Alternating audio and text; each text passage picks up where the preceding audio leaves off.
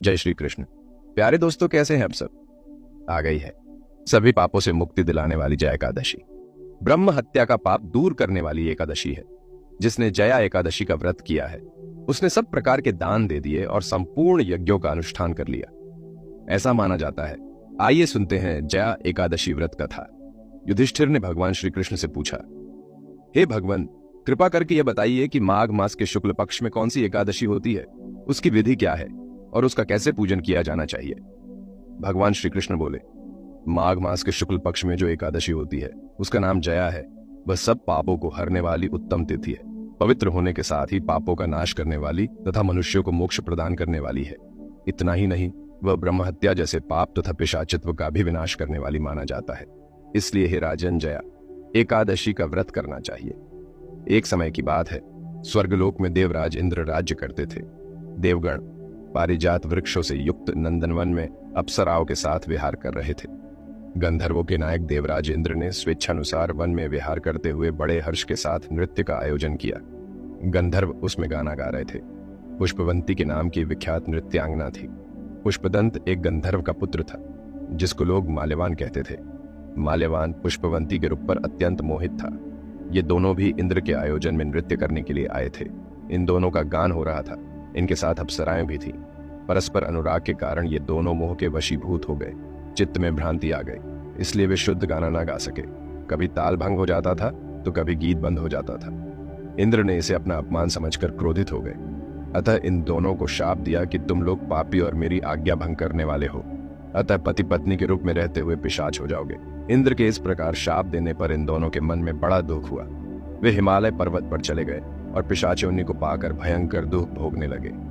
शारीरिक पातक से उत्पन्न ताप से पीड़ित होकर दोनों ही पर्वत में विचरते रहते थे। एक दिन पिशाच ने अपनी पत्नी पिशाची से कहा, हमने कौन सा पाप किया है जिससे ये पिशाच योनि प्राप्त हुई है? नरक का कष्ट अत्यंत भयंकर है तथा पिशाच योनि भी बहुत दुख देने वाली है। अतः पूर्ण प्रयत्न करके पाप से बचना चाहिए। इस प्रकार चिंतामग्न होकर वे दोनों दुख के कारण सूखते जा रहे थे। दैवयोग से उन्हें माघ मास के शुक्ल पक्ष की एकादशी की तिथि प्राप्त हो गई। जया नाम से विख्यात वह तिथि सब तिथियों में उत्तम है। उस दिन उन दोनों ने सब प्रकार के आहार त्याग दिए, जल पान तक नहीं किया, किसी जीव की हिंसा नहीं की, यहाँ तक कि खाने के लिए फल तक नहीं काटा। निरंतर दुख से युक्त होकर वे एक पीपल के समीप बैठे रहे। सूर्यास्त हो गया। उनके प्राण हर लेने वाली भयंकर रात्रि उपस्थित हुई। उन्हें नींद नहीं आई। सूर्योदय हुआ। द्वादशी का दिन आया। इस प्रकार उस पिशाच दंपति के द्वारा जया के उत्तम व्रत का पालन हो गया। उन्होंने रात में जागरण भी किया था।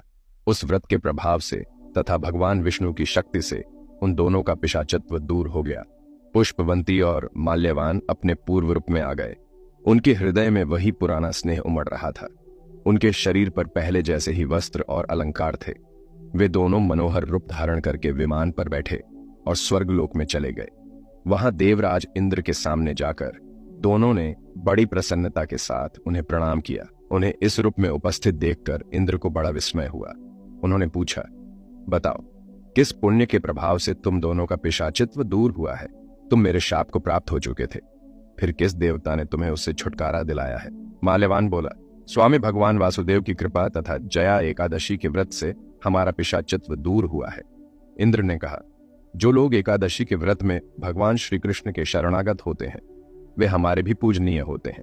भगवान श्री कृष्ण कहते हैं, युधिष्ठिर, इस कारण एकादशी का व्रत करना चाहिए। जया एकादशी के इस महात्म्य के पढ़ने और सुनने से अग्निष्टोम यज्ञ का फल मिलता है। दोस्तों, एकादशी व्रत करने की विधि और नियम, एकादशी का महत्व, द्वादशी के दिन व्रत पारण करने की विधि और एकादशी में क्या क्या खान पान कर सकते हैं, इन सब की जानकारी हमारे दूसरे वीडियोज में है जिनकी लिंक नीचे डिस्क्रिप्शन में दे रहे हैं। आशा है आपको ये जया एकादशी व्रत कथा सुन के आनंद आया होगा। कृपया इसे शेयर जरूर करें। खुश रहिए। जय श्री हरि विष्णु। जय श्री कृष्ण।